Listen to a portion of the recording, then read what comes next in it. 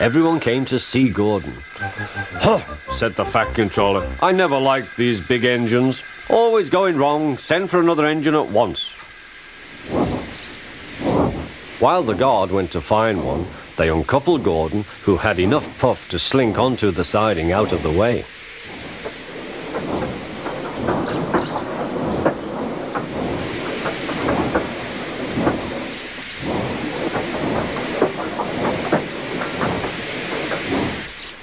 Edward was the only engine left.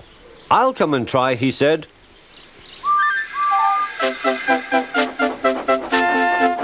"Huh," said Gordon. "That's no use. Edward can't push the train."